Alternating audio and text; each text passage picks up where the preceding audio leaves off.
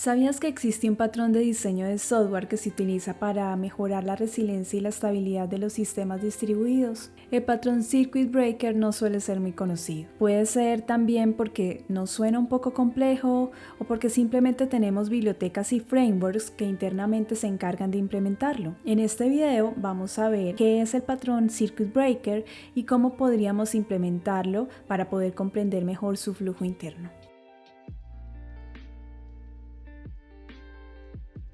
Hola chicos, por aquí Andrea otra vez.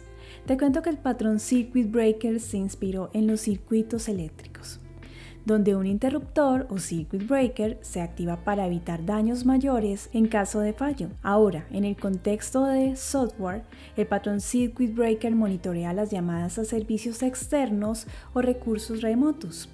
Y cuando se detecta un fallo repetido en esas llamadas, el circuit breaker se abre y bloquea temporalmente solicitudes futuras para ese servicio. Esto evita la sobrecarga del sistema y proporciona una respuesta rápida a fallas en lugar de dejar que la aplicación continúe intentando acceder a un servicio que no está disponible. Como sabes, me gusta explicarte con ejemplos de la vida real. Imagina que tienes una aplicación que utiliza un servicio de pago en línea para procesar transacciones.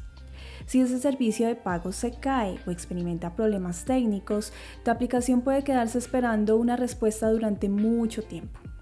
Esto no solo afectaría la experiencia de usuario, sino que también podría generar sobrecargas en tu sistema. Si aplicamos el patrón Circuit Breaker, vamos a detectar que el servicio está fallando, abrimos el circuito y la aplicación va a pasar a un modo de caída segura o fallback. De esta manera procedemos a mostrar un mensaje a los usuarios tipo: lo sentimos, actualmente estamos experimentando dificultades técnicas para procesar los pagos, por favor inténtalo más tarde.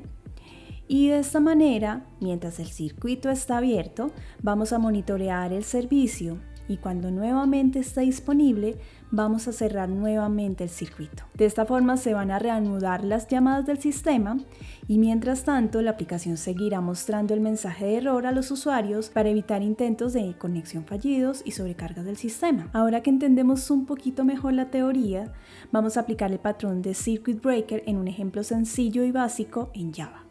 En este caso, como suelo hacer los ejemplos en Spring Boot, voy a utilizar la librería Resilience4j. Aquí tenemos nuestra aplicación creada en Spring Boot que estará disponible en nuestro repositorio de GitHub y te dejaré el enlace en la cajita de descripción y en los comentarios.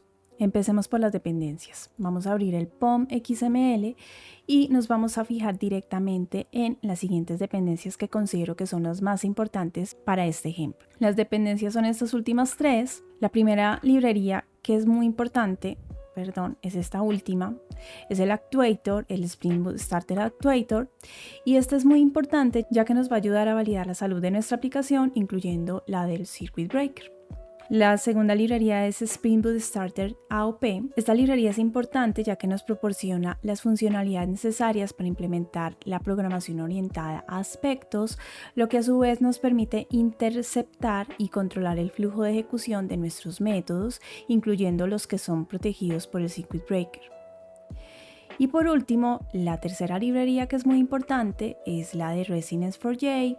Estoy utilizando Spring Boot 3 y esta versión nos ayuda con la configuración y el uso del Circuit Breaker, y además esta versión agrega anotaciones como @Circuit Breaker, @RateLimiter, @Retry, entre otras, y esto nos ayuda a decorar nuestros métodos y aplicar las políticas de resiliencia de manera súper sencilla. Obviamente, si no estuviéramos utilizando esta versión sino la anterior, tendríamos que crear nuestra clase de configuración y crear el bin con las configuraciones iniciales a partir de propiedades definidas propias en el application.properties, pero en este caso, como estamos utilizando esta librería, lo único que vamos a tener que hacer es crearnos estas propiedades en el application.properties que están predefinidas en el Resilience4j, y de esta manera internamente se va a hacer la configuración del Circuit Breaker. Entonces aquí vamos a la siguiente fase, que es la parte de configuración de nuestra aplicación. Tenemos entonces las siguientes propiedades que son las más importantes y se las voy a explicar. La primera es el Register Health Indicator, lo vamos a poner en True. Esta propiedad nos permite registrar un indicador de salud para el Circuit Breaker y de esta manera vamos a poder visualizarlo cuando vamos al Health de nuestro Actuator.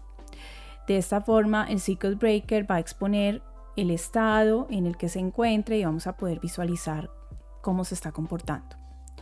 Por otro lado, tenemos la propiedad Sliding Window Size, que en este caso la tenemos en 10, y lo que especifica esto es el tamaño de la ventana deslizante que se utiliza para realizar el seguimiento de las métricas del circuit breaker. Tenemos también la propiedad Minimum Number of Calls, que es el número mínimo de llamadas que se deben hacer antes de que el circuit breaker pueda activarse. La siguiente propiedad es Permitted Number of Calls in Hard Open State. Esta especifica cuántas llamadas están permitidas en el estado, en el Hard Open State, que es como queda en circuit breaker cuando hay una falla, antes de que el circuit breaker vuelva a estar completamente abierto o completamente cerrado.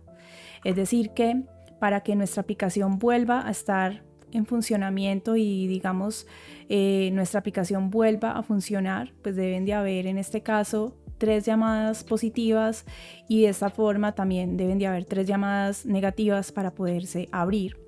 Ese es el monitoreo que les indicaba anteriormente que se hace en medio del proceso del circuit breaker. La siguiente propiedad es Automatic Transition from Open to Half Open Enabled. La ponemos en True y esto controla si el circuit breaker debe cambiar automáticamente en el estado Half Open después de la espera. En este caso obviamente lo estoy poniendo en True para que no tengamos que hacer ninguna acción nosotros, sino que sea automático. Y la siguiente sería Wait Duration in Open State. En este caso le tenemos 5 segundos. Este especifica el tiempo en el que el circuit breaker debe permanecer abierto antes de cambiar de estado al Half Open. Y las últimas 2 propiedades serían Failure Rate Threshold, que significa el umbral de tasa de fallos que va a activar el circuit breaker. Y por último la propiedad Event Consumer Buffer Size, que la tenemos en 10, que especifica el tamaño del buffer del consumidor de eventos para el circuit breaker. En este caso ya tenemos nuestras propiedades definidas. También entonces agregamos el Enable del Health Check del circuit breaker para que podamos visualizar esa ruta dentro del endpoint del actuator y lo ponemos en True. Y también estamos haciendo un endpoint Show Details para poder mostrar los detalles adicionales. Y bueno, esa es una aplicación sencilla, simplemente tenemos un server port y el context path, que es este demo. Lo siguiente que vamos a visualizar aquí es lo que queremos hacer, pues como en nuestro ejemplo. Básicamente este ejemplo es un poco inventado, pero no lo quería hacer demasiado complejo porque pues la intención era entender más el concepto más que hacer un montón de cosas en la parte del backend, del service y del manager. Pero básicamente lo que estamos haciendo aquí para poderlo visualizar es que tenemos un template, es decir, vamos a consumir un servicio. En este caso, este REST template lo inicializamos dentro de la aplicación main. Aquí tenemos el bin y básicamente lo estamos inyectando aquí en el manager. En el manager estamos exponiendo el método Process Payment. Tenemos una interfaz para poder agregar ese método que se llama ePayment Manager.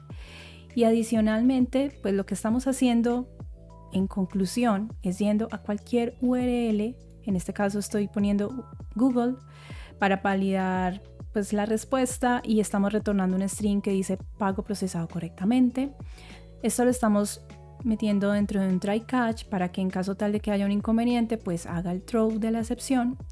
¿Y por qué lo quise hacer por medio del REST template? Porque es una forma sencilla de hacer que fallen las cosas sin necesidad de hacer demasiadas vueltas. Y ahorita cuando vayamos a probar la aplicación me van a entender el por qué.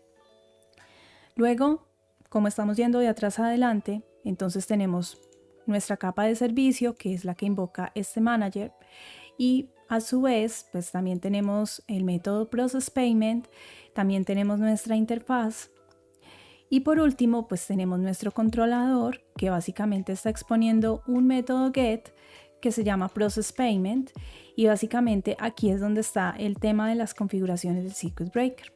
Nosotros dentro del método agregamos las configuraciones de cuál es el nombre del circuit breaker, en este caso se llama Process Payment. Cada método, en caso tal de que necesitemos que cada método tenga un circuit breaker, le vamos a definir un nombre en específico y vamos a agregarle también una propiedad llamada Fallback Method.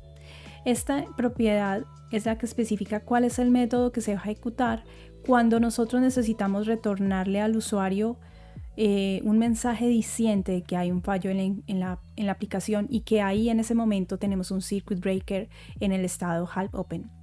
Y precisamente la intención de este fallback method es que no tengamos ese error 500 ahí y que el usuario no sepa absolutamente qué está sucediendo y que siga reintentando una y otra vez y sobrecargando la aplicación. Y de esta manera pues tenemos simplemente este mensaje que dice: lo sentimos, actualmente estamos experimentando dificultades y intente nuevamente después. Este mensaje es muy importante para que ya el usuario diga: sabes que está fallando, hagámoslo después. Entonces, como les decía, es una aplicación súper sencilla.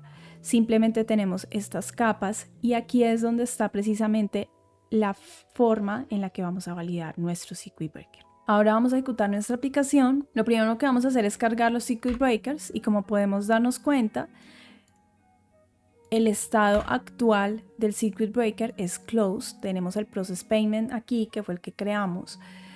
¿Por qué está cerrado? Porque está funcionando bien nuestro servicio, como podemos darnos cuenta. Y la razón precisamente de crearnos algo que invoque algo externo es porque así de esa forma vamos a poder visualizar cómo se comporta y vamos a poder simular el fallo mucho más sencillo. ¿Cómo voy a simular el fallo? Voy a quitar el internet. De esta manera, obviamente cuando el sistema intente ir a la URL externa no va a funcionar porque pues no tenemos internet, aquí podemos darnos cuenta. Y cuando vamos a volver a cargar nuestra aplicación, vamos a darnos cuenta que estamos viendo la información del fallback. Ya el servicio no se va a sobrecargar porque no va a intentar hacer una y otra vez las cosas, sino que se va por el circuit breaker. Y ahora vamos a darnos cuenta que el estado del circuit breaker va a cambiar de closed a half open. Respondió.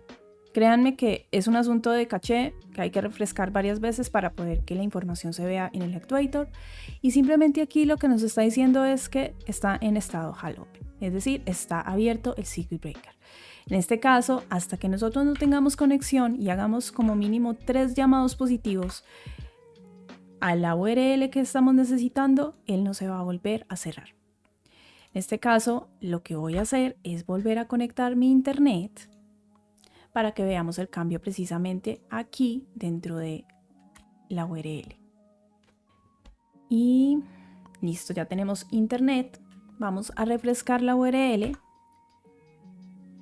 y voilà, ya nos está mostrando aquí la información, pero recuerden que son 3 requests positivos para dejar de mostrar directamente ya de una vez y cambiar de estado. Aquí ya continuó funcionando y si yo refresco aquí mi circuit breaker, nos va a aparecer que volvió a estar en estado closed. Es decir, que esa es la forma de funcionamiento. Aquí la pudimos ver como en vivo. Claramente el circuit breaker puede utilizarse para muchos otros escenarios. De hecho, una de las formas comunes de utilizar el circuit breaker es cuando mi aplicación necesita ir a cosas externas, precisamente porque es la forma de darnos cuenta que hay una ruptura en las conexiones entre componentes, y de esta manera pues es mucho más sencillo ver el funcionamiento del mismo. Y bueno, chicos, ese es el ejemplo. Todo este código lo voy a refinar para poderlo montar a nuestro repositorio de GitHub. Ahí lo van a poder descargar.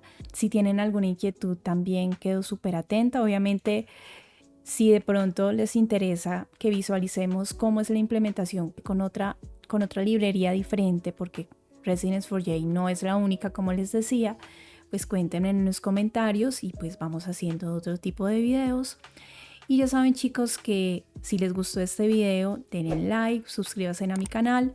Ya saben que este es un blog de aprendizaje para mí, así que aquí todos aprendemos. Bye bye.